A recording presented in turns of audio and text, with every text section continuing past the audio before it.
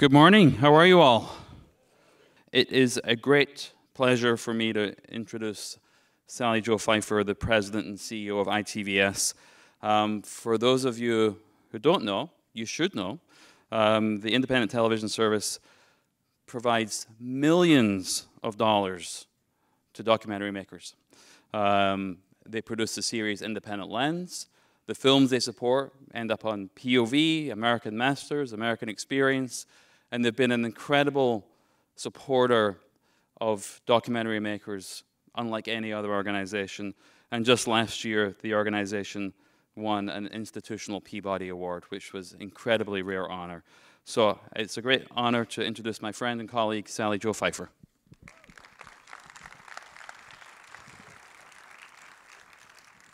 Thank you so much, Simon, and thank you for this incredible conference, and to the masterful job of Claire Aguilar in the programming of it and the important conversations that are happening here. It's wonderful to be here, and welcome. Before we dive into the NEA-funded study that Caty and colleagues and Simon, the NEA, of course, has funded, I wanted to share a few thoughts with you about the view from where we sit at ITVS.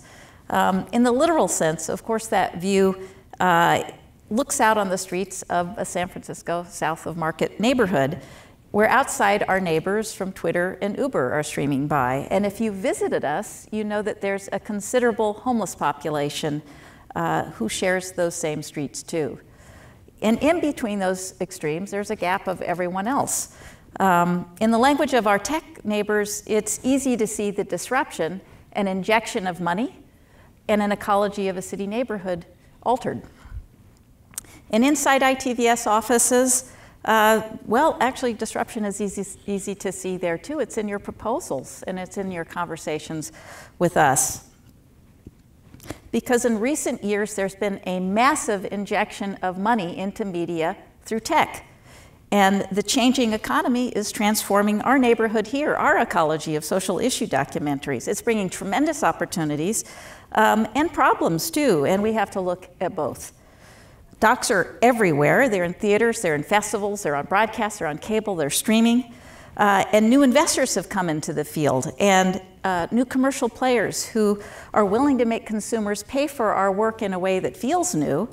More than 100 million Americans now auto-pay a streaming service from their credit card. Digital advertising is now $100 billion. Television advertising is holding its own at $70 billion. There is money, but I think the blunt question on all of our minds is where the heck is all the money for the creators? We know we have something to solve together now more than ever, which is how to create a reciprocal relationship between two very powerful operating systems, an ecology and an economy. An ecology of independent documentary filmmaking and an economy of disruption, the marketplace. They always have had diverging rules, but more than ever, we need to try to make them work together, come together to protect you, actually, and the public interest. So I'm going to take a stab at this in a couple of ways, and first I'm going to throw a couple of twists into the notion of sustainability and then mull over a little strategy along the way. And second, I'm going to say why in the end I'm actually encouraged. And to get to the punchline early, it has a lot to do with our field's ability to learn together, to plan together, and act together. There's just an age-old tension that it takes a decent amount of money to make films. But money is not the main motivation that drives most social issue documentary filmmakers. The main motivation is on the screen behind me. You'll recognize most everyone. They're the people in your films, the ones that ITVS has had a privilege of funding over the last 27 years. Who are they? They're the intricate, layered, complicated, flawed, contradictory, amazing people who've jolted our hearts and minds awake. And if it weren't for the decade that independent filmmakers spent together lobbying Congress to establish ITVS, you might not be seeing some of the people on the screen behind me. Filmmakers set the terms for ITVS's public funding so that diversity and inclusion and editorial and copyright for artists would become actually sacrosanct. We've received solid backing from the Corporation for Public Broadcasting ever since, which we're grateful to, and a home on PBS's national primetime schedule with a partnership with local public television stations in every community in the country, which you heard about this morning.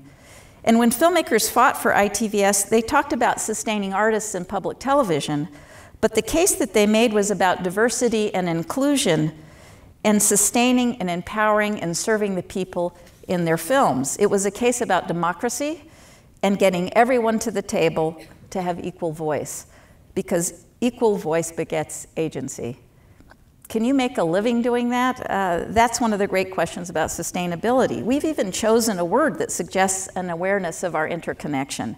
It suggests wanting to take our due, but not too much that it destroys some other life form or destroys our own down the line. From Caty's studies and your conversations and the view from all of our windows, we know that social issue documentaries actually have not become rich from the financialization and commercial imperatives that have arrived to our field. We know that public funding, which has been one of the single largest primary sources of funding over the years and was meant to take up that slack, has taken a beating. And we know that there are more makers than ever in the field looking for funding. We know that disruptive technologies introduce new opportunities to take out the middleman, and we're excited about that. But we also know that companies buy each other out, monopolies form again. We know that it's harder than ever to break through the noise with a scattered public now consuming an astonishing 11 hours of media a day. And at the speed at which content has been exponentializing, we may think it's all clear to someone somewhere, but we've learned in the financial meltdown of 2008 that market players are not always clear about what's going on themselves. Human nature is to think that everyone else is doing fabulously well, and it's just us that hasn't figured out the bonanza. And that's why the work of CMSI, IDA, ITVS, Sundance, Chicken and Egg, Wincoat, Firelight, MacArthur, Ford, the Minority Consortium, there's so many to name, who are dedicated to a field are so important. And to realize that what's happening to any of us is almost always about multiple intersecting causes that we actually have the ability to pull apart and push forward solutions.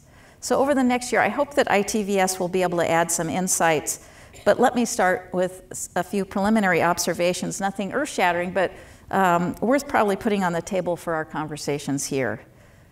Real wages everywhere are flat. That's true for the whole economy, even with low unemployment. Millennials are still making what their counterparts made in 1977, adjusted for inflation. That number is $36,000. I don't have to tell you that independent contractors make 20 to 30% less than those employed with full-time jobs. And from surveying many of you, it's clear that producer fees are not enough even in the commercial deals. Not just salaries, but the devil's lurking in the details. When you get paid or not. How many jobs you're actually doing for those producer fees. The nitty-gritty of deliverables and revenue waterfalls. Production and post costs, not flat. Editing has gotten more expensive. Funder terms, all over the map. How much is an executive producer credit worth? Which equity partner is getting paid first? What stakes and returns are fair? And the same for distribution deals. What we're seeing can mirror a larger system of winner take all, a system that makes the dreams come true for a few, but skewers the middle and the bottom. We know what this is. These are called power laws, and this is what Hollywood and Silicon Valley do. They work on churn to try to find a few winners. When I was 22, I worked for a small film distributor with a collection of marvelous 16mm art films. Sally Potter, Sally Cruikshank, I like those Sallys, those are the ones. Anyway, Stan Brakhage, Bruce Conner, to name a few. But what kept the lights on was this 90-minute package of short art films that we called the San Francisco Erotic Film Festival, which I would bicycle over to Landmark Theater in Berkeley before Landmark became Landmark Everywhere. And the problem can be when systems are singularly built just to find a few winners, and the rest is churn, and they have little interest and certainly really no incentive to work on trying to sustain an ecosystem. So in our little company, we tried to sustain everything else with that little package of art films. So all to say, we can't deny market forces. and we need to welcome new money into the field. We can't worship, though, the market either, or simply hope it works for a few of us. We have to understand how they function, but we also shouldn't limit ourselves to the practicalities of how they function, or we can't gain any leverage together. We have to join other artistic communities to imagine how to form alternative models and financial pathways where values around culture and equity and creativity are not extractive. Human beings did make all of this up. We can unmake it too. Markets can be extraordinary forces for good, but not blind ones. And if something seems opaque, like who's in or who's out, we need to ask the question why. Your stories have value in the marketplace because it's almost impossible to commission what you do. Documentary makers spend years in communities building relationships with people in their films, and filmmakers have extraordinary levels of access and depth of story earned with trust, not money. That part of documentary making defies an economy, and it actually doesn't fit in an elevator pitch.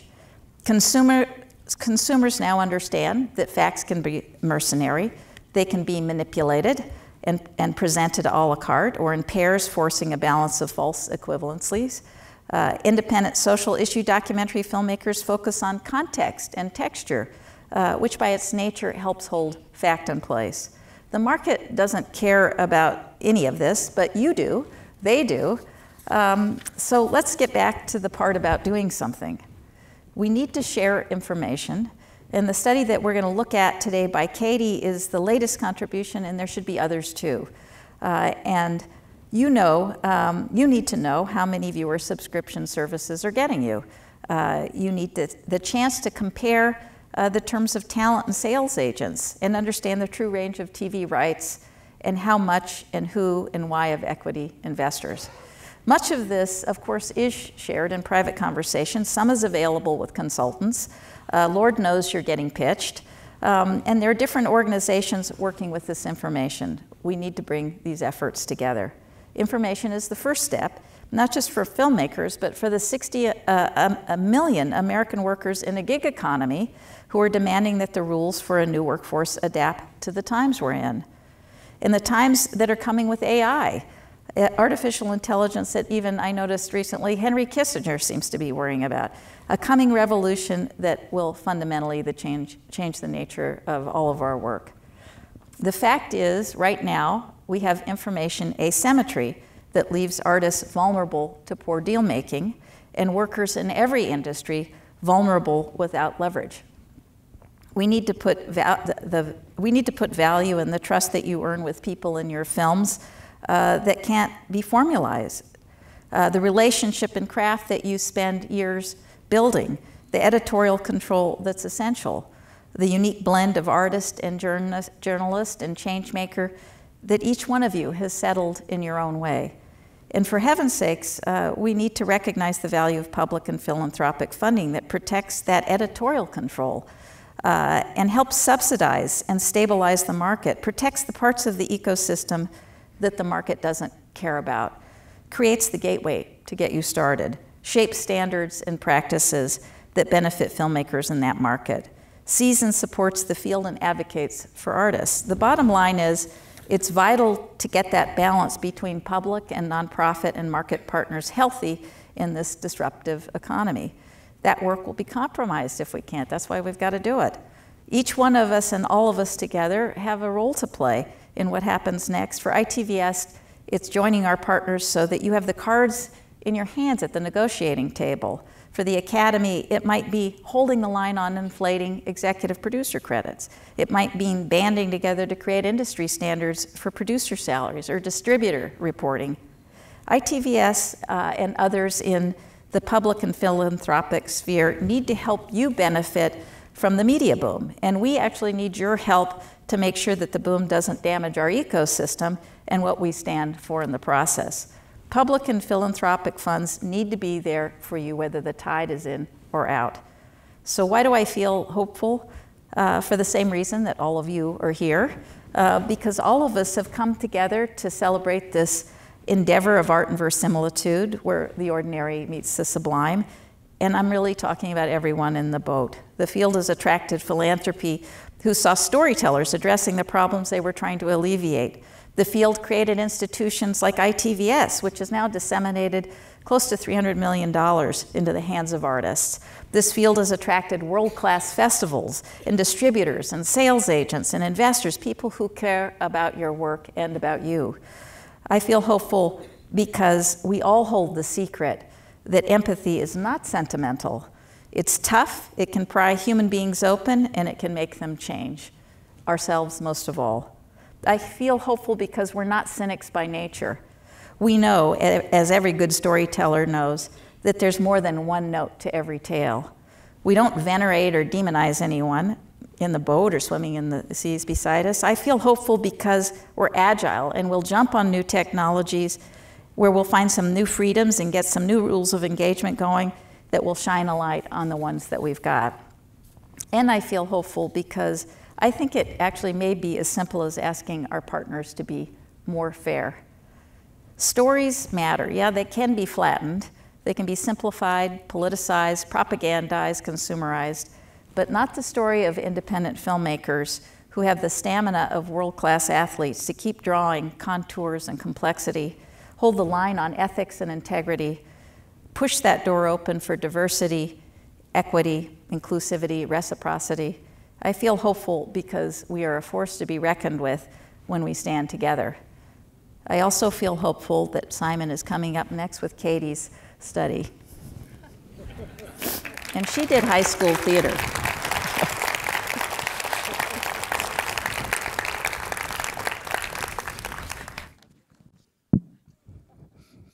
Thank you, Sally, and thanks for all the work that ITVS does. I mean, I think people think, yeah, please. You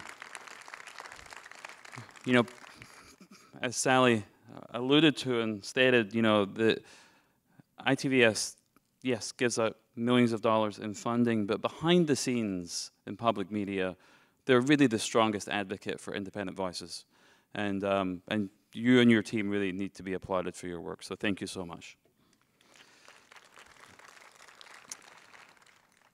I think we all in this room and at this conference have a feeling, you know, from our own experience, just how challenging it can be to maintain a life as an independent documentary filmmaker. And we know this anecdotally. I mean, we all experience it. But it's not until fairly recently that we've actually begun to dig into this data.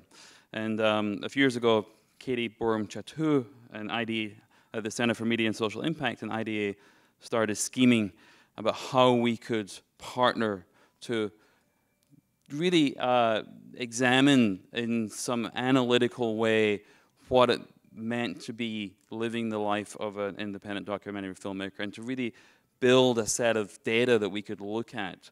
And we've been partnering with them now for a few years, and this is a longitudinal study that we're going to be repeating every 2 years. And it's been designed by the wonderful team at the Center for Media and Social Impact. They have just completed their latest study, and thanks to the National Endowment for the Arts for their support of that study. And it's a great pleasure for me to bring up Caty, Borum, Chatoo to talk about data on the field, a longitudinal study and partnership. And once Caty's finished her presentation, Sally, Jo, and Caty will be here to have a little conversation about it. So please welcome Caty, Borum, Chatoo.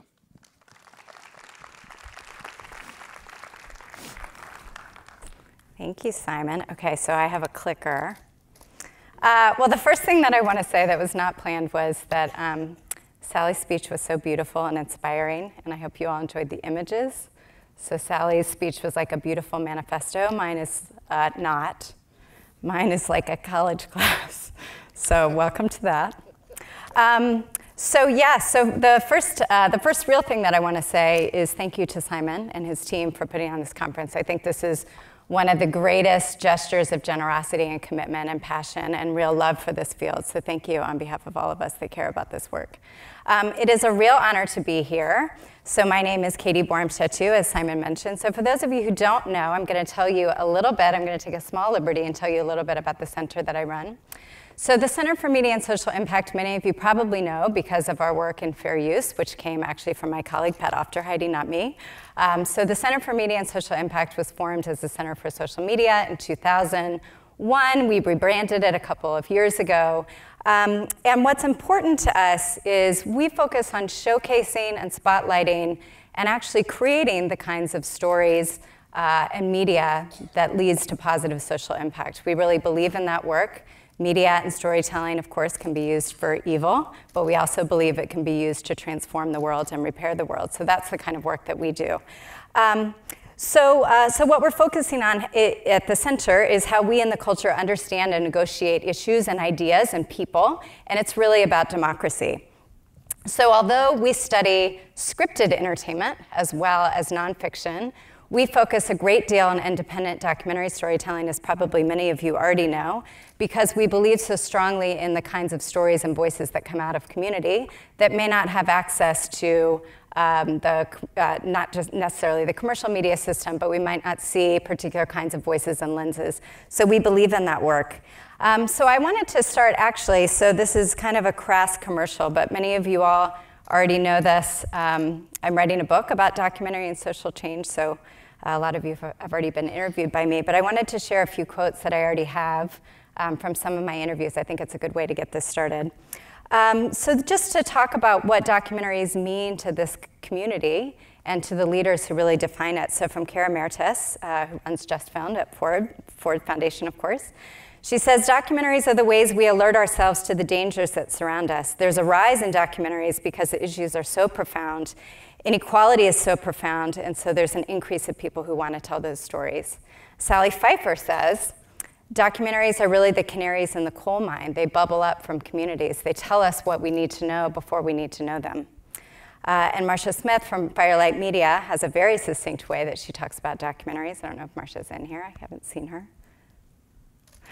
So Marcia says, documentaries are really concrete tools for liberation. It's very powerful.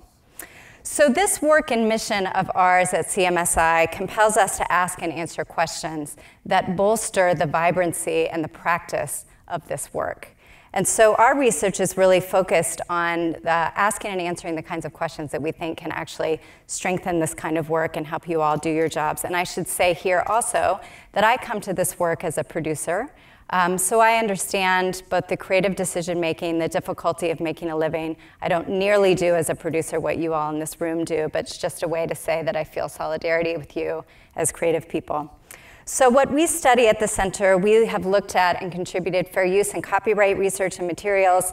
We've done a lot of work on legal and other kinds of risks that face documentary filmmakers. We have done a fair amount of work on understanding the social justice influence of documentaries. We've looked at diversity and representation. We're very proud of the fact that I think we've done some of the only studies that exist on diversity in our field. And of course, we're starting to take a much broader look at documentaries and the marketplace and changing economics. So that leads to today's initiative that I'm going to talk to you about. So the origin story, as Simon mentioned, is a couple of years ago, right before the 2016 Getting Real conference planning. Simon and Ken Jacobson at the time called and said, you know, we want to get a handle on what the issues are that face this community of filmmakers and what their lived experience is like, because as Simon mentioned, it's largely anecdotal. We think that we know the answers to these things, but maybe we don't. And so I like a big, messy project and a challenge, so we said, well, we should do a state of the field study. So we know we are in a moment of tremendous transition in this field. There is media platform transition, there are new audiences, there are new voices who have access to telling these stories. So we all know this. We know this intuitively, we know this by reading the trade publications. But at such a moment, almost every other creative industry has had some kind of a state of the field study to tell itself, how is it looking on the inside? Where should we be looking as we go toward the future?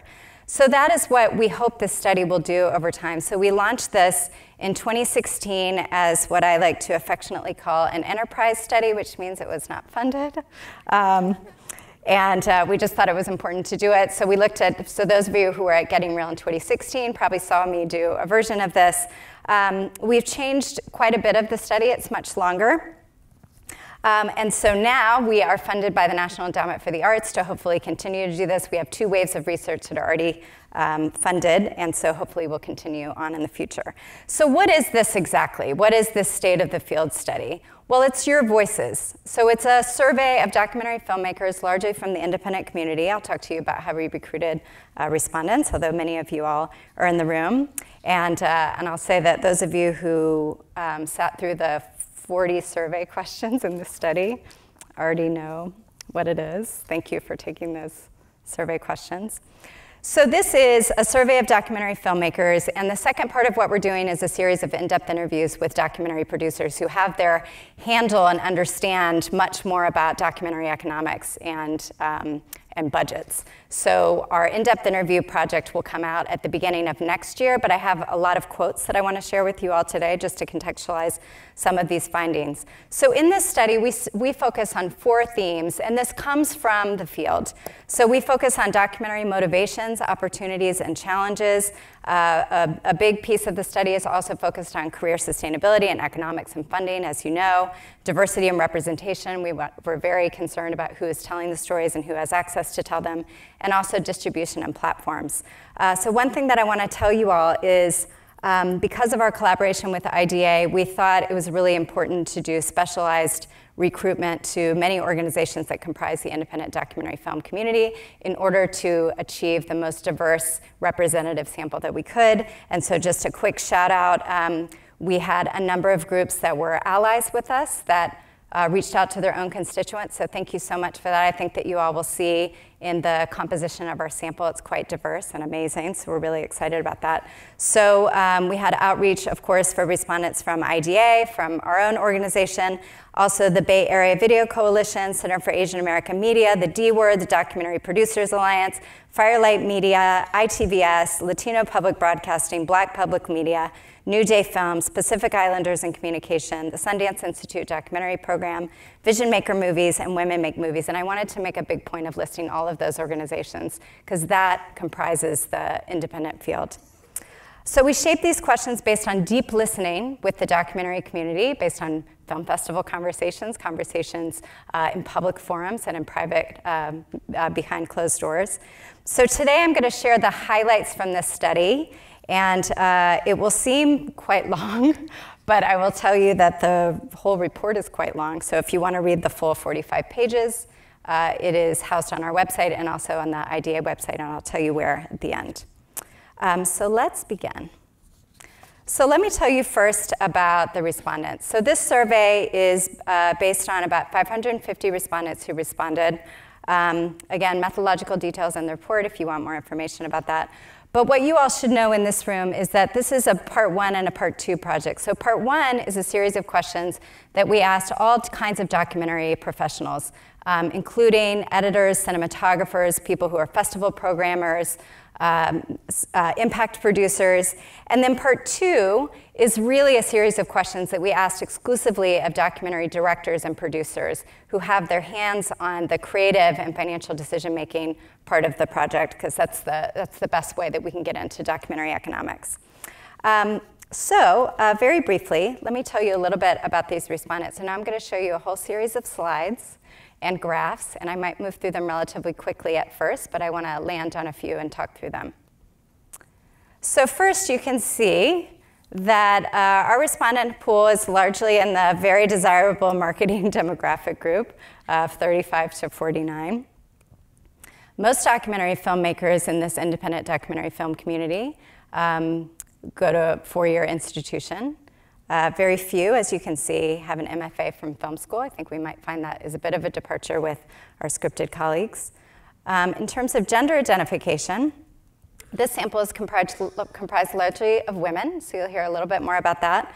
So about 6 in 10 are women, and 32% men, 1% prefer to self-describe. And we also wanted to note, because keeping in mind, as Simon mentioned, this is a longitudinal study, we'll continue to track it every 2 years. So we want to see what kinds of makers enter into the craft and the business. So we for the first time, are asking about membership in the LGBT community. So in terms of race, this is a big departure from our last study, for those of you all who remember. enterprise study, not funded. So we had a very small respondent rate who were filmmakers of color last time. So we were able to do some new things with analysis based on race and ethnicity this year because our sample was so much larger in terms of makers of color, which I'll talk about. So 13% identify as Hispanic. So this is important here because an element of this project that's really been crucial from the very beginning is deeply understanding the lived experiences and the professional experiences of white filmmakers compared to filmmakers from racial and ethnic minority groups. So what you're seeing here is the aggregation so that we could do some analysis, which I'll talk about. I'll tell you that we don't have nearly enough time. I would have to talk for 5 hours to tell you about all the analysis that we did that looks specifically at racial differences. It's all in the report. But today, I'll just tell you a little bit of what we've seen. So you can see here that we have 40% of our respondents come from members of racial and ethnic minority groups, so that we were able to do a little bit more complicated analysis. The top identified roles in this sample largely are directors and producers, as you can see. So let me start with something that I think is really important as the sort of beginning of this. So I thought I would start with a few representative quotes about the documentary community, because one thing that's actually really special about this community is that it is a community. And you can look historically and you see that the practice and art and the marketplace for independent documentary storytelling was shaped by a group of people who worked together and trained one another. And so it's important, as Sally mentioned, and it was really the perfect setup, although I had no idea what Sally was going to say until she said it. So we were not a sort of 1-2 punch on this at all. But this is important and not just feel-good material, because documentary has always been comprised of this sort of training and generosity and mentorship. So I wanted to show you a little bit from our in-depth interviews from producers what people say about being a part of this community. So documentary is a very generous community, so they speak about mentorship. I'm learning from other mentors, you're learning from other people. So again, historically, this has always been true. I've learned a huge amount from a half generation younger than me. So this is really interesting about generations working together and reciprocal learning. And then the final one, people are really nice. I had to put that in. People are really nice in the documentary industry. They want to put positive ideas into the world, and they're also really courageous storytellers. So you could see from Sally Jo's beautiful images the legacy of that kind of work. Okay, so those of you who are thinking, I did not come to this talk to hear about how we're nice to each other. I want to hear the other stuff. Okay, so key findings. So what did we learn from you? What did you say about your lived experiences with economics, with diversity, with where you're going to the future?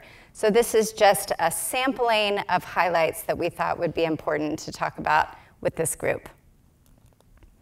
So first, this was pretty exciting to us. We asked a couple of different questions in order to derive this kind of analysis. So we wanted to know when did people enter into the industry? And so if you, those of you all who took the survey remember answering that question. So we were able to aggregate, it kind of falls out half and half, so we were able to aggregate people who have been in the documentary field for a while, we call them originals, and people who are newer to the documentary field within 15 years. And here you can see, and I should say that anytime we report a difference, it's a meaningful, statistically significant difference. So this is a meaningful difference. So the big takeaway here is that people who are entering into the documentary community or are newer are much more likely to be filmmakers of color, which you all can see here on the left. Women are entering the documentary field and have been entering for a while now, but you can see 70% of new documentary filmmakers are women. Women of color, however, end up being the big driving demographic in what we found in our study. So you can see that women of color of the new doc pros, 62% of women entering or newer to the documentary art and business are women of color. Membership in LGBT community also is going up. We'll continue to track that over time. So that just gives you a sense of new. So this is really important. So we wanted to ask a series of questions about values and motivations. So again, Sally gave me the perfect setup, although we did not know what one another were going to talk about. But this is really important. So at a moment of incredible transition and a lot of new financing flowing into the field, what is it that documentary filmmakers really care about? So we asked people, what is most meaningful about your work? And actually, this is based on a couple of studies that are similar about investigative journalism, so there's a bit of a framework here that we're familiar with. So you can see here that the two top areas that are most meaningful for your work that you all say are positive impact on social issues and maintaining an independent editorial voice. So those are the defining characteristics and the DNA of this group of people who want to produce these stories. So how do documentary directors and producers describe themselves? It's a slightly different question asked to a slightly different subset of this community.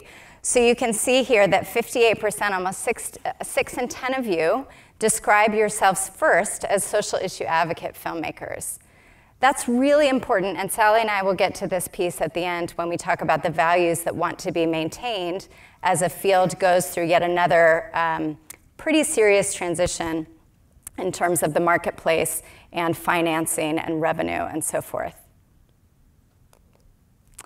So in terms of documentary formats, we wanted to know what are people working in. So there's a lot of excitement, and of course there should be, around interactive storytelling and virtual reality, but you all can see this is a pretty stark finding.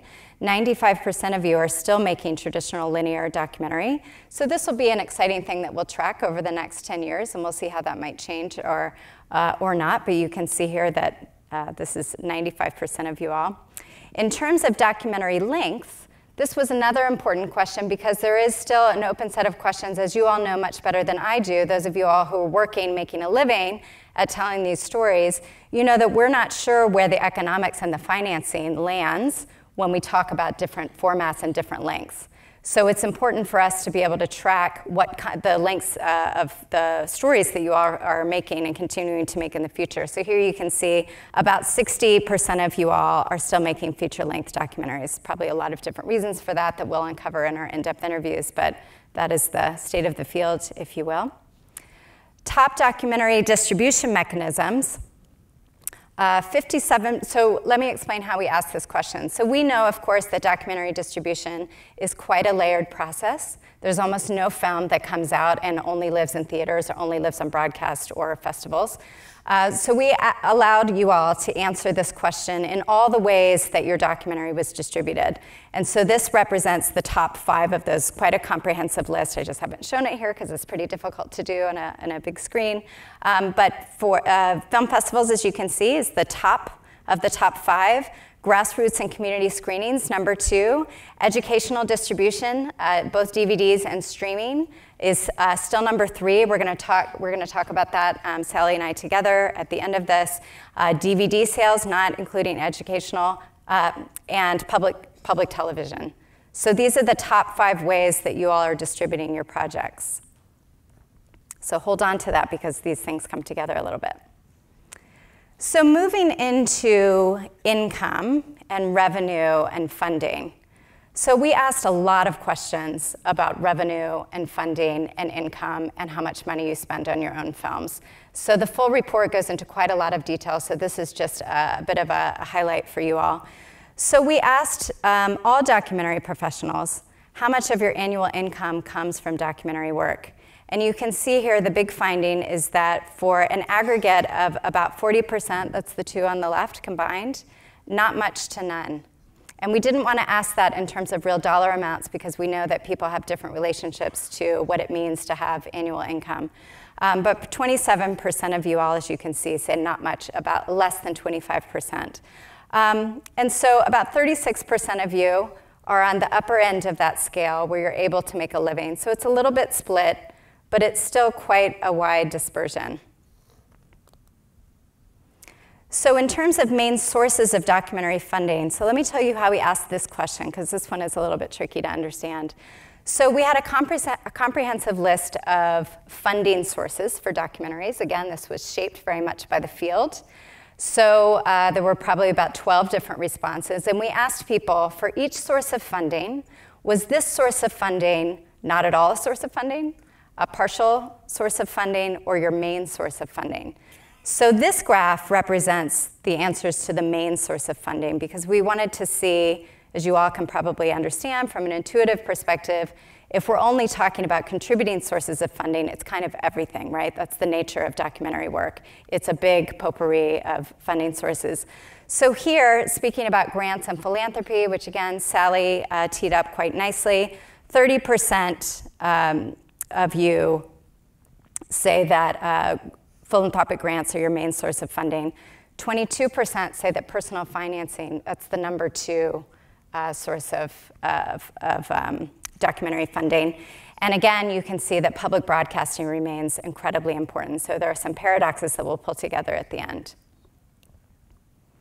And in terms of main sources of documentary revenue, so those of you all who are paying very close attention will notice that those percentages are quite a bit lower than the ones that I just showed, because there is not a dominant source of documentary revenue. And again, you all know this anecdotally, you probably know this from your own experiences, but this is important. And although we're not able to compare the 2016 data to the 2018 data yet, because the sample was quite different, but we will from here on out. We have a similar sampling procedure.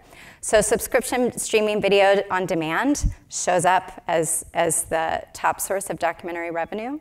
That's important to note, of course, because we'll talk about this a little bit at the end, but of course Netflix had its first documentary only 5 years ago, The Square, in 2013.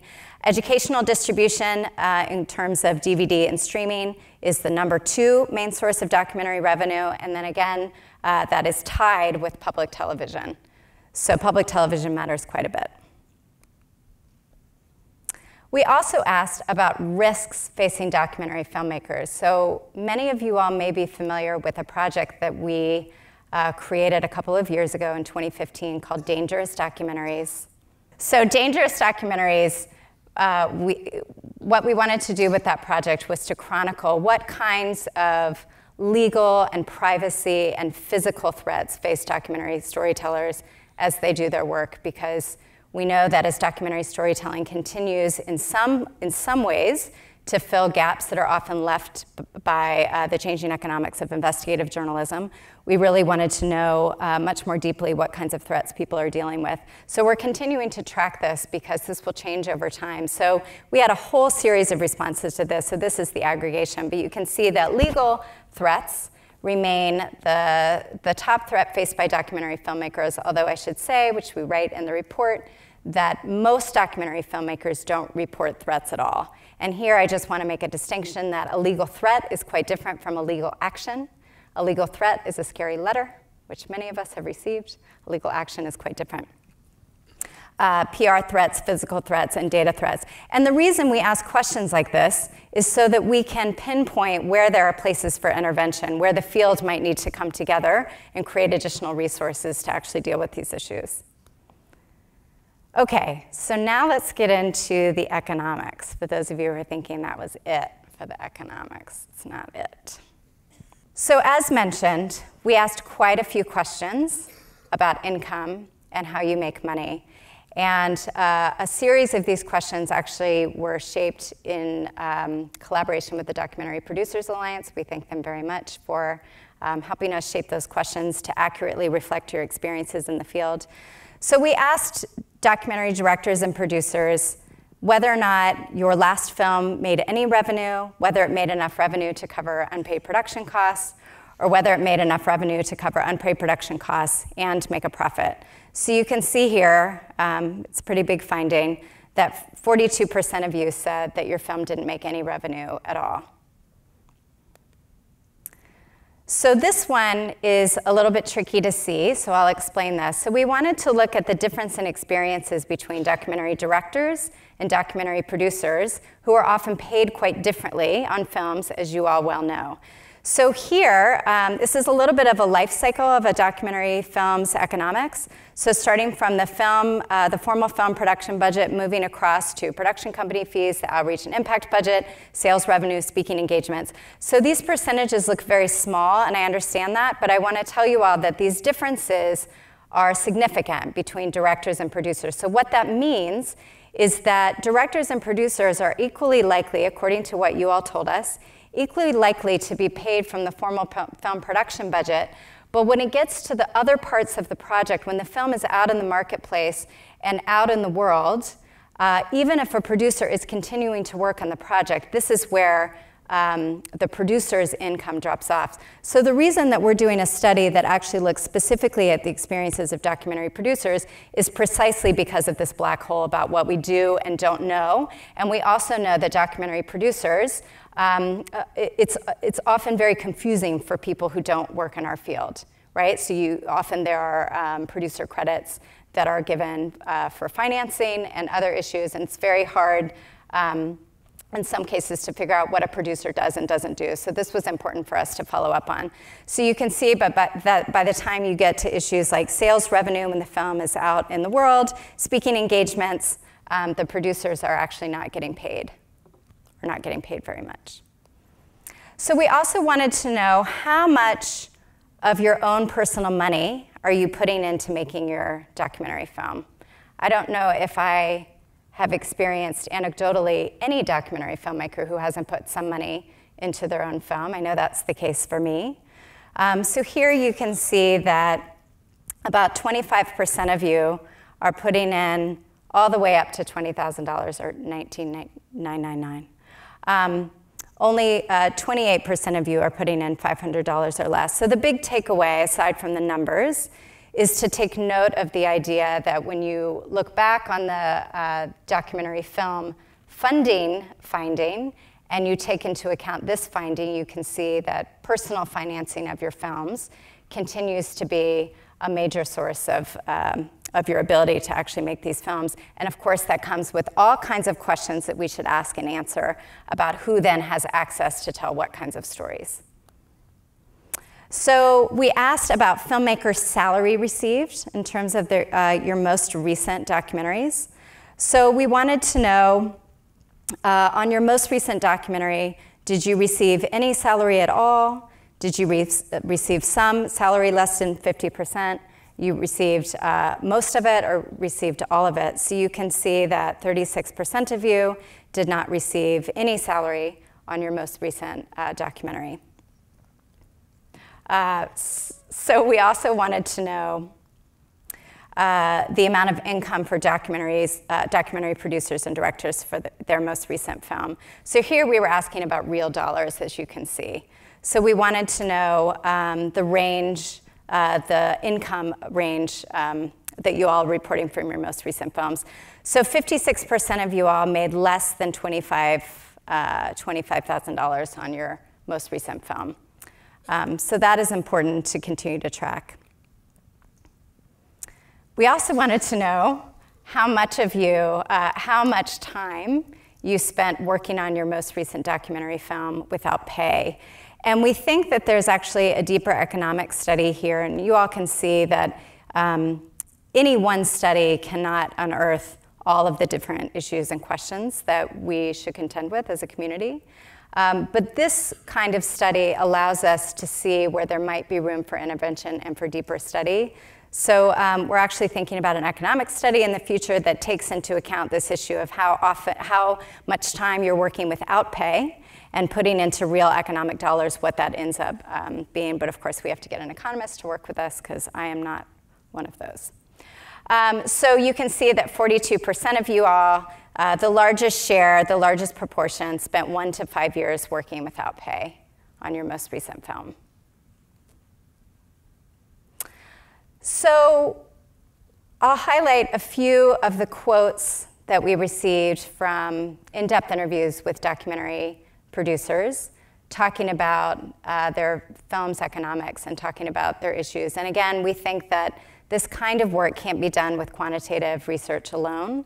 We think it's incredibly important to actually talk to people in a very in-depth way about what their experiences are with pay and income and where things fall flat and where they are able to make things work.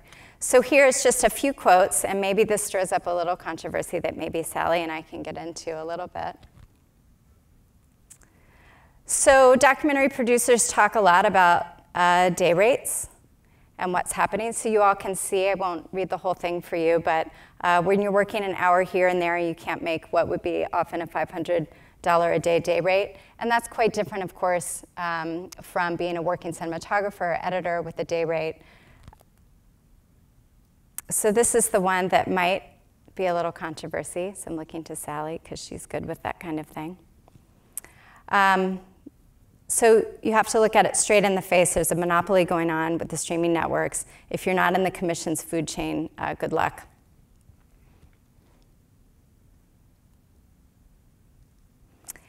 And this, of course, is dealing with back-end revenue streams that may or may not be available to producers in particular, but also is an issue for documentary directors. So that's just a smattering of the kinds of nuanced perspectives that we're hearing from documentary producers from all over the country, from lots of different regional perspectives, lots of different kinds of films, and we'll continue to do this work over the next year and let you all know when it's out. But here, I thought it was important to bring it back to this question of why documentary filmmakers do what we do.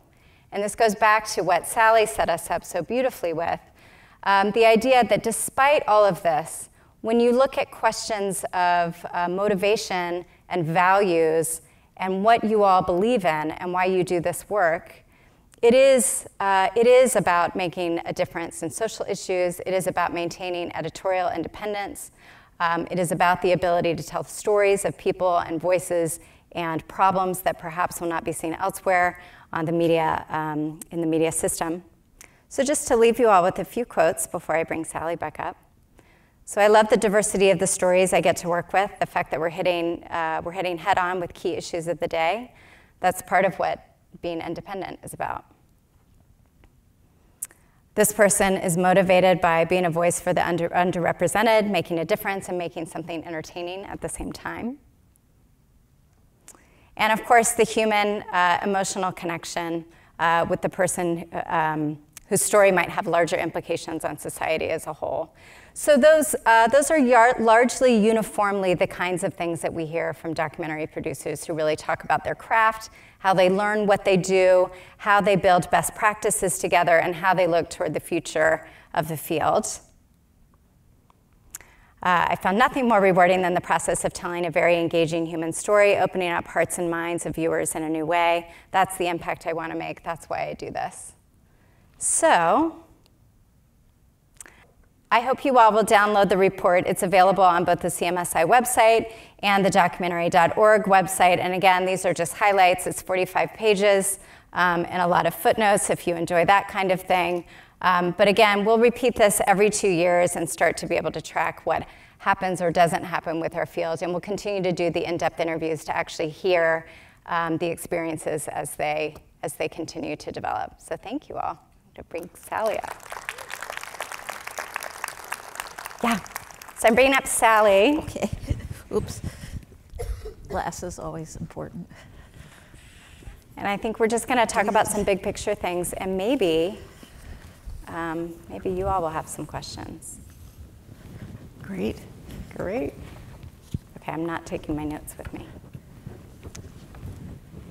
Don't crash the website. Can I say something first? Yeah. Thank you.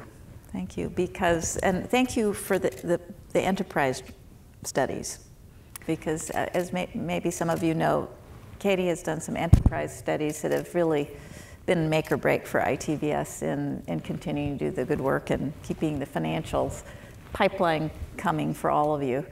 And I want to thank to Simon and Claire and Jax for identifying sustainability as a critical issue. It's serious. And we can see that from your slide set, but it's interesting too. One thing that I've noticed, and I don't know if all of you have noticed, a few years ago we were all getting up and saying it's the best of times, worst of times. Mm-hmm. And I noticed lately that people are using this word paradoxical, mm-hmm. and you used it a couple of times. One of the things that it would be great to hear you talk about, because you have all this data coming through in your brilliant person, brilliant mind, connecting the dots. What are the takeaway, for the economics, when you kind of pull all the pieces together, even just some of the thoughts that you had as you were doing that? Yeah, well, I think paradoxical is the right word for a lot of these findings, because you all could see, I know I went through that at a dizzying pace, but you'll have a lot of time with the full report. But you can see, for example, that even with the influx of money coming in from the streaming networks, you can see that philanthropy is supporting this work. Philanthropy continues to support this work, and so does public broadcasting, whether or not, and continues to be a source of revenue. The paradox also is that if you all noticed, and a couple of you who are specialized in this part of the business when you think about distribution, the big paradox is you can see that the revenue streams often are still analog. So that's important to think about. Do you all remember slide number 14? That shows that educational distribution on DVD and streaming, but largely we're talking about DVDs, continues to be a really important source of income for documentary filmmakers. Now that's important when we move into a moment where we're in a sort of streaming dominance moment. So to think about those set-asides, there are a couple of different paradoxes as well. We found, it's deep in the report, but we found that new documentary filmmakers, and this probably feels intuitive because it's also about a new generation, but new documentary filmmakers who, again, if you all recall from slide number 4, new documentary filmmakers are more likely in our sample to be filmmakers from racial and ethnic minority groups. And they are making films across the spectrum of formats and lengths in ways that are quite different from the originals. But whether or not they're getting paid from them is where we come back to the paradoxical piece of this, right? So people are really excited about making short form. Filmmakers of color are more likely to make short form documentaries, but again, we don't know where necessarily the economics are on that. So this is why this is a tracking study, because we won't know until we see this unfold over time. And you all, you and I talked about this, so I know this was on your mind, but the last time we did this study, all those samples quite different, so we should be very careful about making comparisons, but streaming revenue did not show up yet. So that was only 2 years ago. We were just a minute into the ability to make money from streaming. So now it shows up as the #1 source of revenue.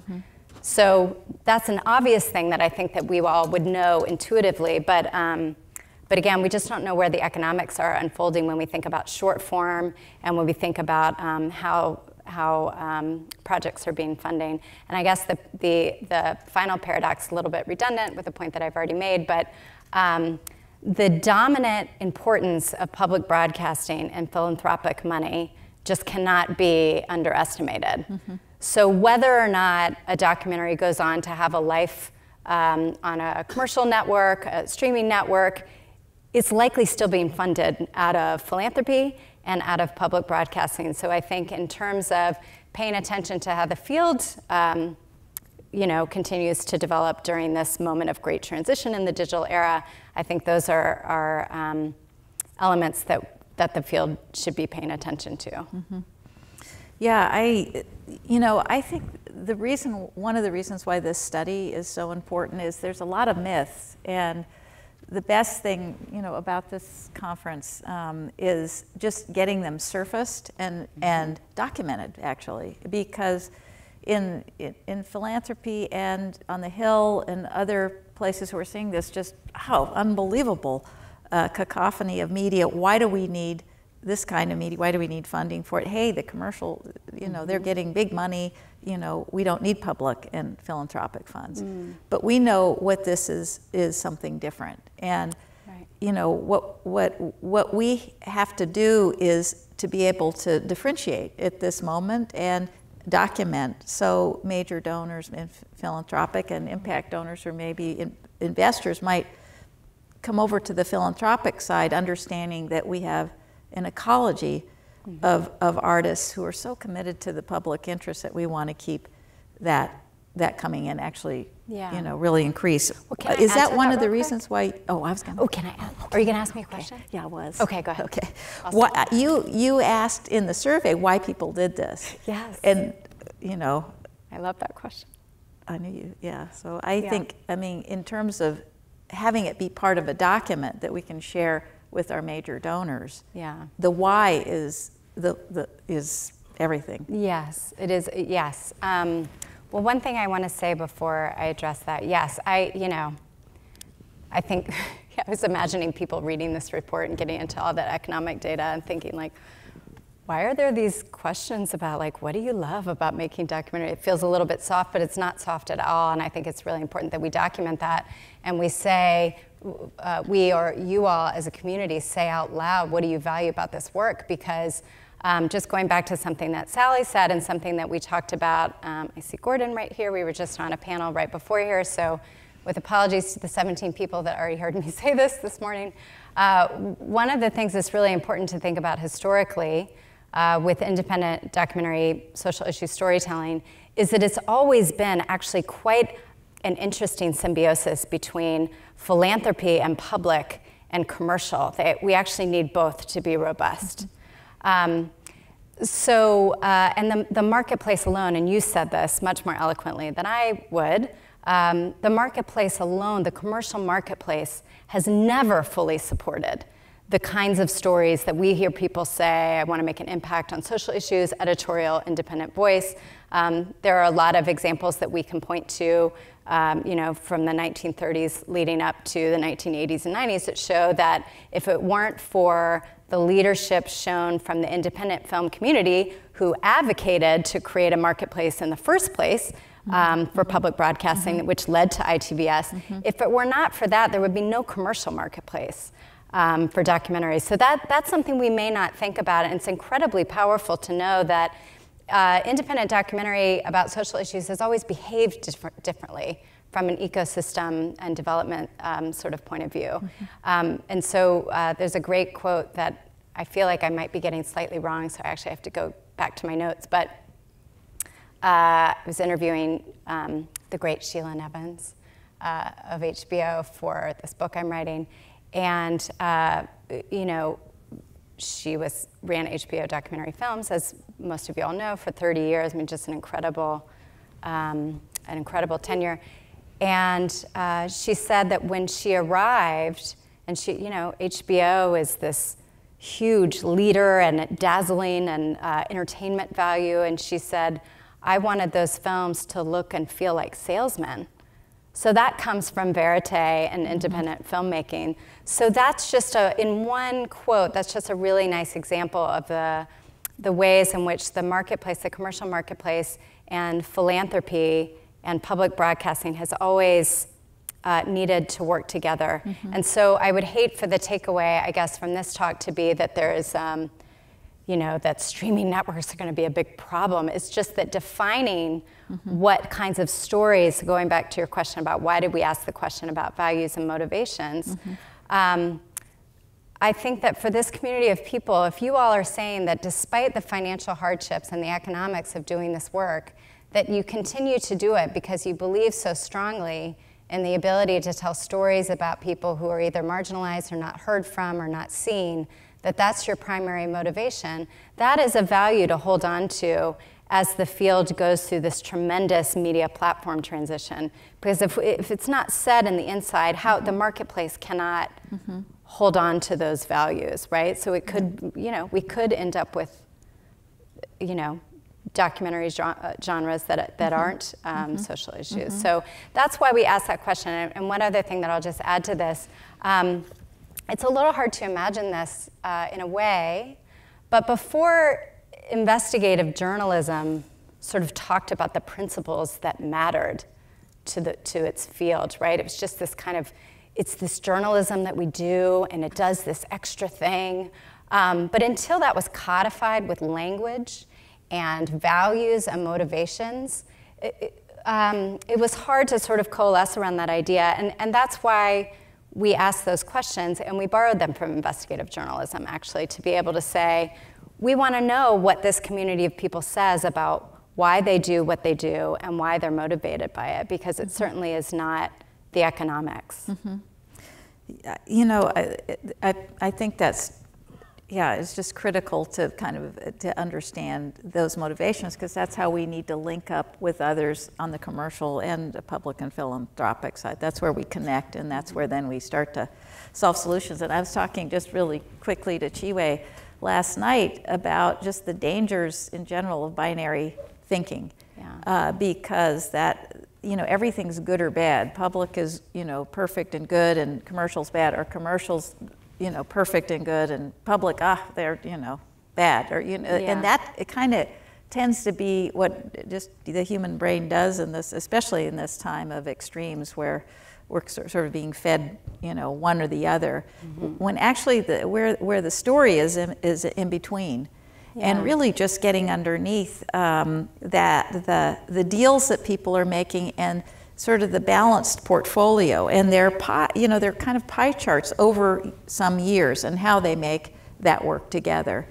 And the Music Modernization Act is being voted on this week, which I think is not a bad thing for all of us to look at, because musicians have really banded together on that piece of legislation, and those are the kinds of things, that people, especially in the streaming part, because we have streaming services that won't tell us who our audience is, and not that they won't, maybe they will if we actually ask, because what we're interested in is, many of us are interested in the public interest, and we're heat mapping where those conversations need to take place first, and we want those films to be accessible, but we also need to know where and how the audience is responding. And that data, is something that could be shared, and it's just sort of seeing how we can negotiate for some of the things that we need from the streaming services. Obviously, that's the job of public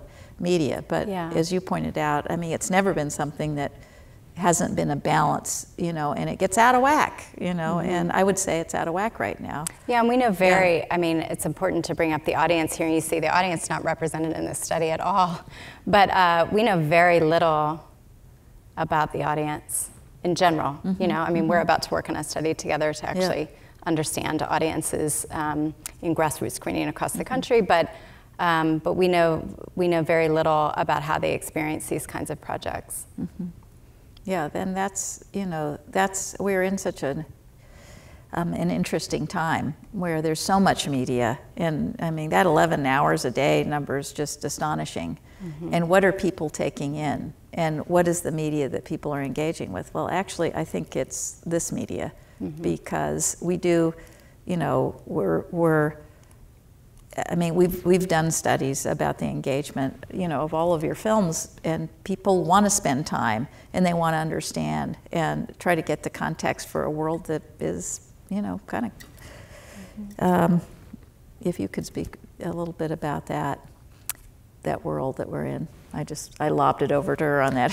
Oh, but did you see my face? Yeah, what? That works like that world we're in right now. I'm not prepared for that question. I know, I know. That one's a tough one. All of you know and are thinking about it. I know. Answer that. But I guess I would ask you, of the things that we need to focus on in the future. If you were saying, to ITVS and all of the entities who support this amazing field, where do we need to focus? Information is the first thing, and you've been, this is tremendous that you're doing this next study, too, and tracking it. Well, so going back to this panel that we did this morning, we were talking about advocacy. One of the things that I actually find really inspiring and motivating about documentary community and actually documentary history is, again, to know the extent to which the entire marketplace for independent documentary storytelling did not just appear. It was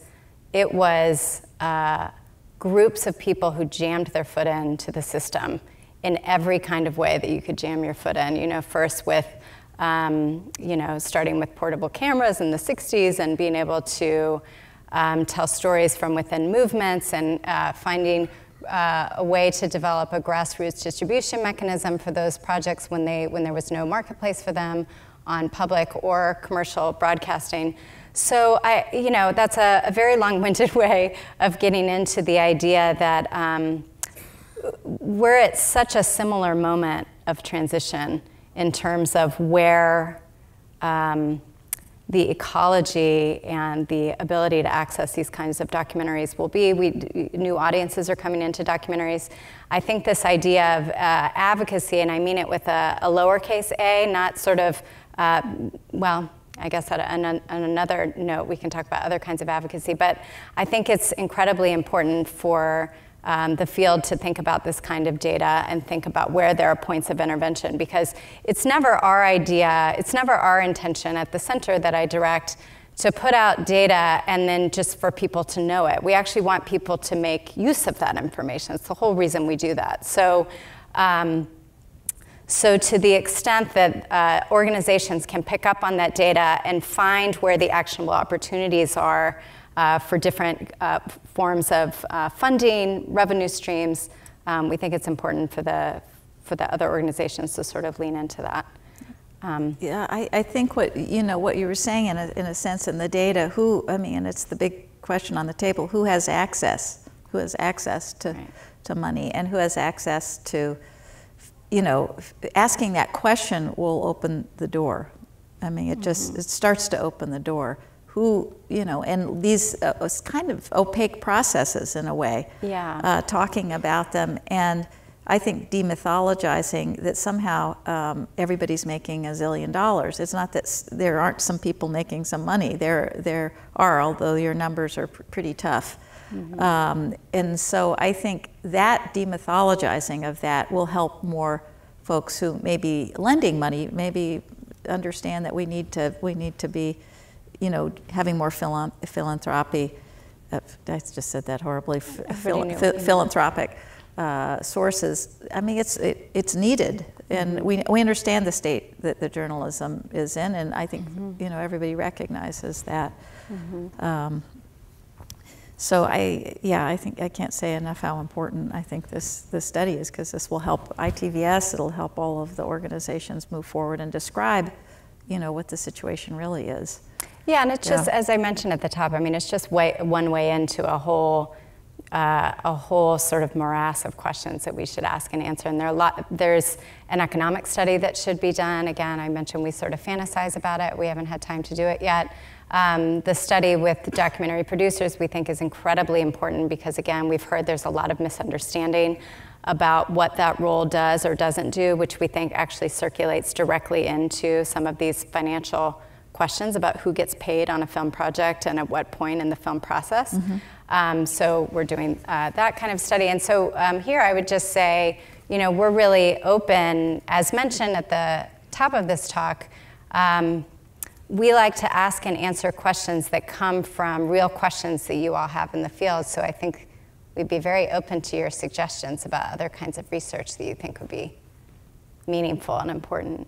Do you want to take some questions now, or how? Where are we at the time? You mentioned. You all trying to get to lunch?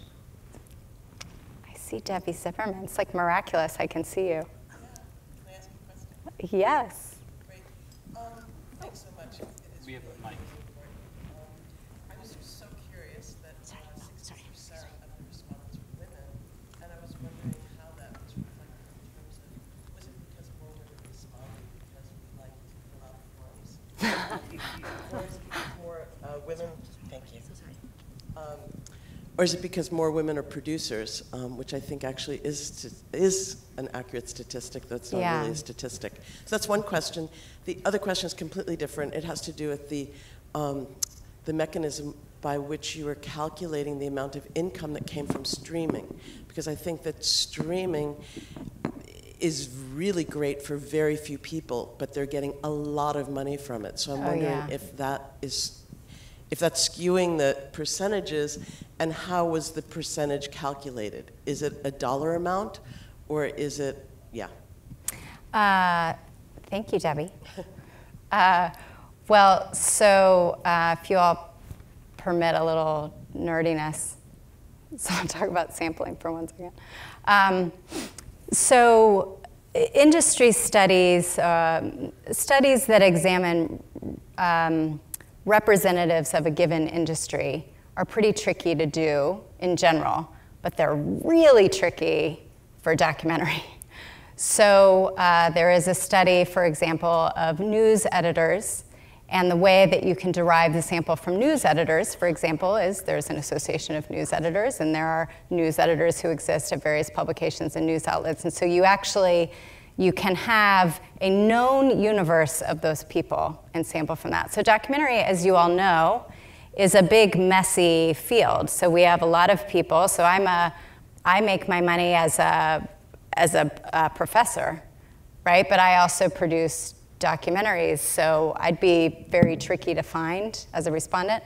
So, with apologies to you, Debbie, for making that very long-winded, the answer is that a lot of this, to be fair, is a function of the sample.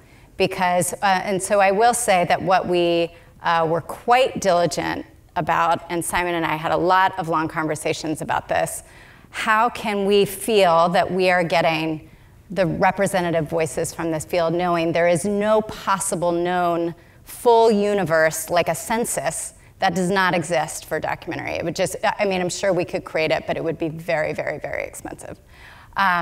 So our answer to that was to be comprehensive and very intentional with the kinds of groups that we partnered with to actually get the word out, including Women Make Movies. And so the answer to your question is yes, any kind of study like this, it's appropriate to say some of it is a function of the sample. But I will say also, when you think about women, I don't know if you all heard Debbie's full question, she was asking about women. We have done several other kinds of studies that look at gender and racial diversity among documentary producers and directors. And for those, we are quantifying based on 2 seasons of documentaries on public and commercial broadcasting, for example. We're looking at all the directors and producers of those projects. A separate study we did where we looked at the same question for directors and producers of Academy shortlisted documentary films over a decade. And we can tell you, yes, the more likely women are producers or credited as producers. So A, we know that's true from other studies. B, it might be a function of the sample. I think that's probably the most responsible answer I can give to that. But C, we know from other work that it's largely women. So in terms of how we asked the question about streaming, so we asked people, are you asking the revenue question, yes? Yeah, it was just, by the way, this is not a challenge at all. I'm just really, frankly, curious about the 60%, that's all. But in terms of the streaming, it was more, is it a dollar amount that you were looking at? So is it, I think it was 7%? Is it 7% of the total dollar amount, or is it 7%? Yeah, no, we haven't. See, that's why we need an economic study. I totally appreciate that question, because we were trying to figure out, when you're asking such a complex community of people about their economic experiences, there is a kind of, we have to frame the questions so that everybody has a chance to answer them, right? So we know there is a wild difference in the actual money it costs to make a historical documentary, for example, versus a documentary that takes place in one town over 3 weeks, you know? So if we were only asking about actual dollars, I think it would be meaningless for this study. So in this case, we asked people that question about, is it a source of revenue? Is it not a source of revenue? Is it a contributing source of revenue? Or is it the main source of revenue? And we think the pattern to look at is where you see the main source of revenue answers. Because again, contributing is like everything.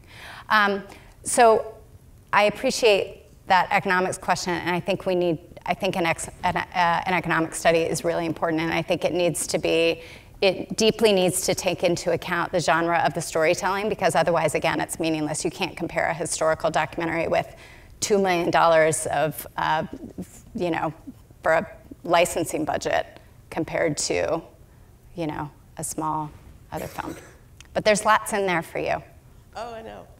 Just, I want to let go of the mic, but just so it was the number of people that responded that streaming was a main source of revenue. Correct. Okay. Yeah. Great. Yeah, and again, the percentages, you know, you saw they're pretty low, because when you look at the numbers of how many people say, the proportion of people who say XYZ is a contributing source of revenue, the numbers are much higher, right, like 20 and 30% or whatever. But again, that's kind of meaningless, because we already know it's 10 sources of revenue. So we wanted to ask, the main allows us to see over time where something becomes more dominant. So that's how we could see for the first time, although we should be careful about comparison, we could see for the first time that streaming showed up. And you know, streaming didn't show up at all in 2016. I don't know if you remember that.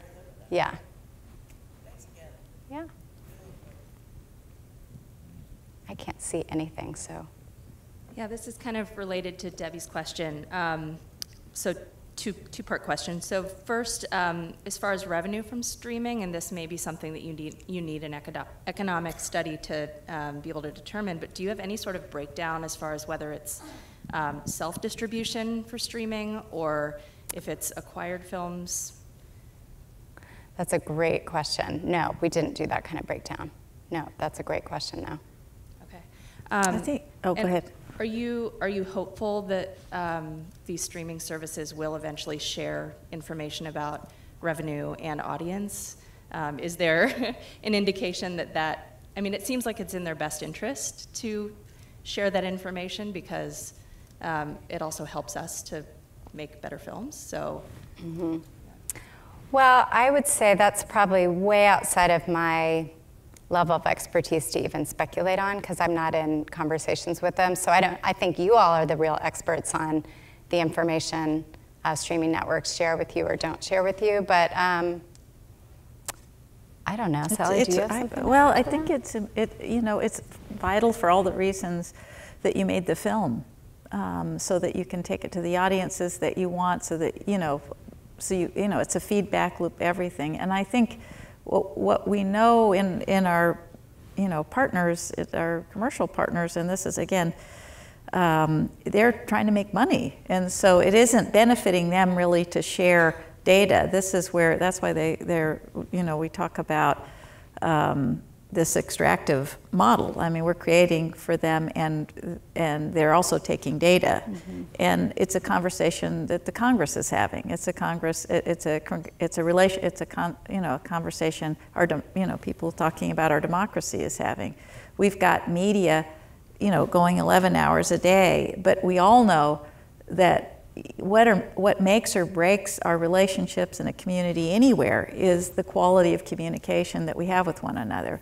And by every measure, what we're doing in the country, we're all talking about it. So that's why I think the field, getting together, and it's been very, ITVS wouldn't exist if you all hadn't done that. And actually saying this is important, and having those conversations with people who are on the private side and our commercial partners, I think they actually care. I mean, they're attracted. They're with us. We just have to kind of show up, I think, and ask and see what they can do. And so I think that's the work ahead.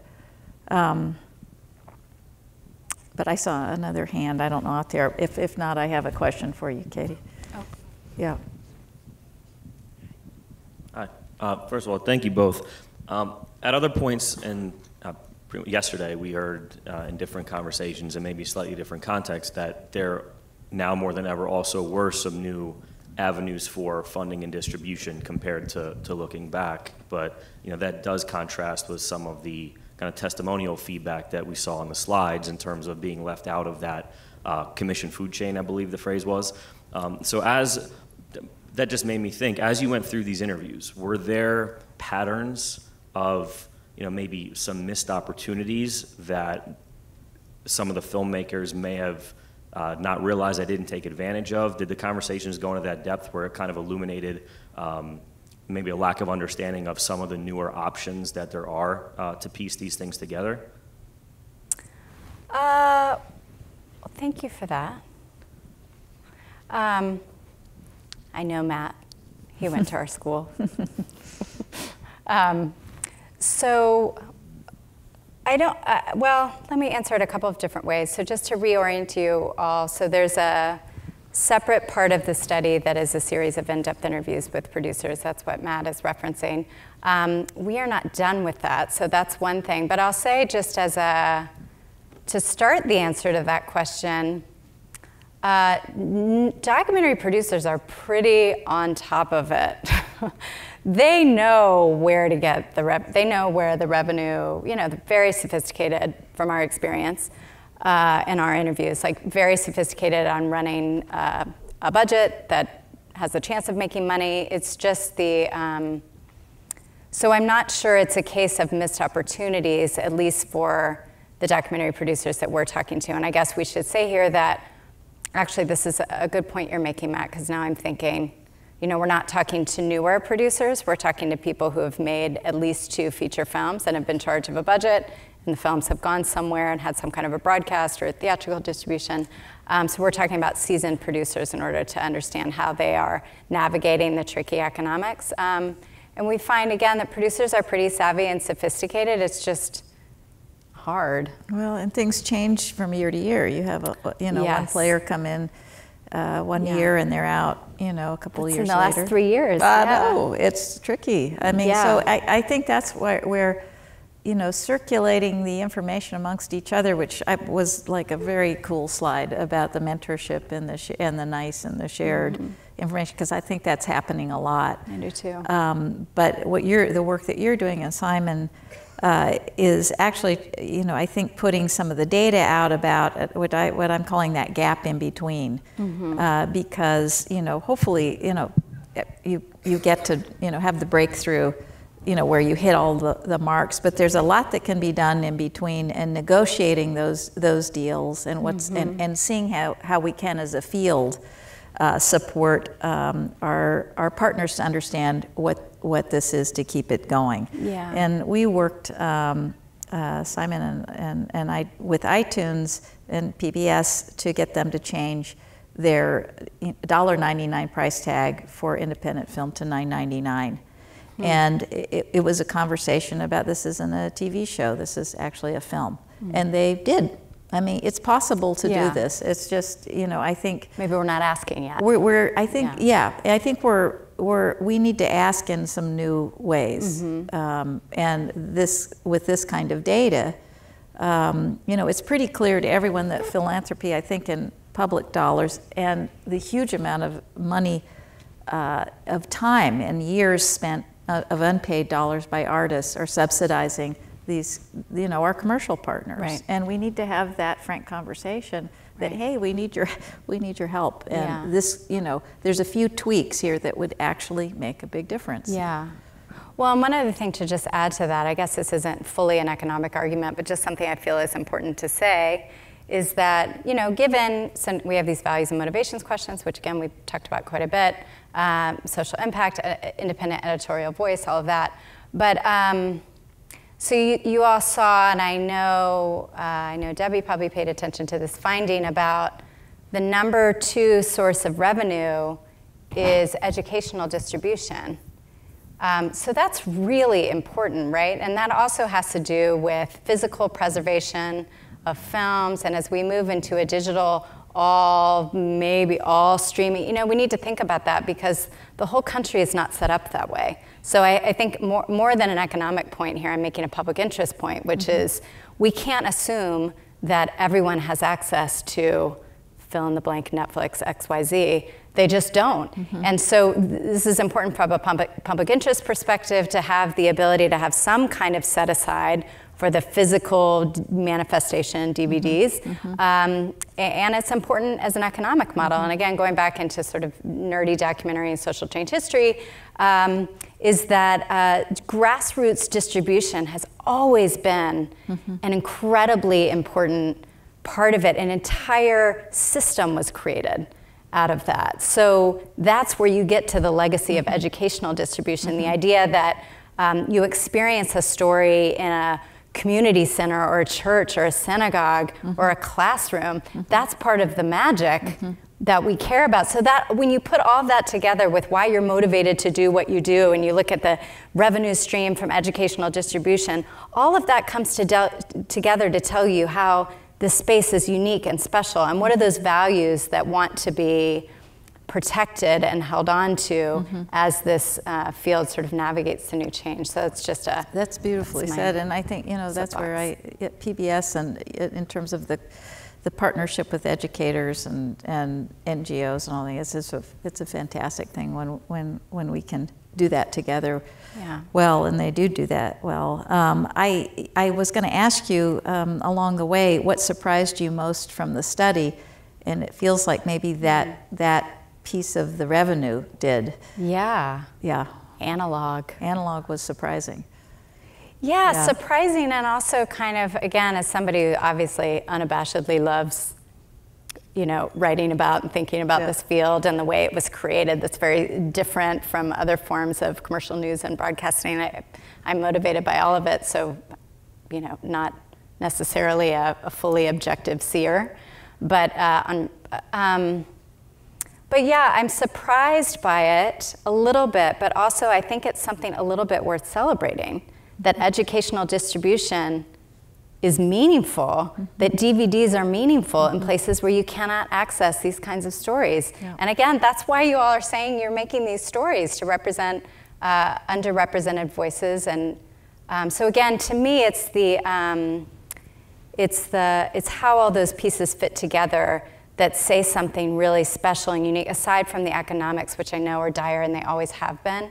But there's quite a lot there that we're saying in this study about what we care about and how we work. I mean, it goes right back to your keynote, which is, you know, it's a little bit of sort of higher motivation kind of stuff. So I think that educational distribution finding is actually pretty cool. Yeah, yeah, I do too. There's hope on that front, and I think there's actually, we've got a lot of, you know, things to work on from this study and the next one. And actually the one in 2016, which really triggered, I think, this conversation around sustainability. And for us all to see that 76% of folks can't make a living, that's important data that we can take to our partners who want this you know, they want these stories, and they're vital to the country right now for all the reasons that it's different than actually hard journalism. Was there any other burning questions from the audience? I don't know if it's burning, but I was curious in terms of demographics of the sample, if it was mostly American filmmakers or at least people working within the US system, because it seemed to me like that in terms of the sources of funding and just kind of the world you were describing. And if you did talk to people who were working either in other countries or in the European system, if you kind of analyzed how there are different funding opportunities, revenue opportunities that we might kind of help give us ideas to tackle some of these problems that you're highlighting. Yes, I love that question. And I apologize, I did not explain it in advance. So Simon and I had a lot of conversations about this. So this is the first big official funded, you know, version of this, which meant we could be much more intentional in how we sample, you know, X, Y, Z, all the details. And we did not overtly restrict it from filmmakers living outside the United States. We didn't overtly restrict it, but we did not overtly invite it either, because this was the first time we were doing this, and we think that starting with our own marketplace and community would be important to do. So that said, in footnote number 2, you will find an explanation that shows that because we didn't fully restrict people, 10% of the, I think, don't quote me, it's a small percentage, are filmmakers living outside the United States. But we have high hopes. I'm looking at Simon because we've talked about this. We would love to do an international study, but an international study methodologically is intentionally very different to do. And so we would love to do it, and I think there are a lot of similar questions. And you can imagine the complexities of the kinds of questions that you could ask that would cross over cultural and economic boundaries and all of that sort of quandary. But yeah, we would love to do that. We have a very big appetite for more things. That was a burning question. That was good. Yeah, that was good. Yeah, there's a lot to learn from other systems. They're very different. And Simon has pulled together this amazing, is that your session tomorrow? The global. Yeah, I mean, this is incredible. I don't know if you all know this, and I'm not going to say it very well, but it's incredible. Simon has intentionally pulled together, how many countries? Like, the 40 documentary leaders and groups and communities from 40 countries to talk about these shared, not just economic issues, but shared issues of free speech and telling stories in various authoritarian places. I mean, that's really amazing. So I think this is why CMSI and IDA like to work together a lot, just to keep going with your question, because there's a lot of, we couldn't have done this study without the credibility of IDA and being able to get that incredible group of partners to distribute. And I mean, for people to sit through, you know, those of you all who took that survey, it was long. So 600 people took it. I mean, it's incredible. So with the kind of groundwork that's laid by IDA and Simon's leadership, pulling together leaders and communities from 40 different countries, and maybe really it will be 50 countries, then we can do a study like that with that kind of infrastructure in place. Yeah, it would be really fascinating. Great. Any other questions? I guess we're done. We have our marching orders. Yeah. Thank you. It's lunch. It's lunch. Thank you, Sally. Thank you all. Thank you, Caty. This was really terrific. Thank you. This was great.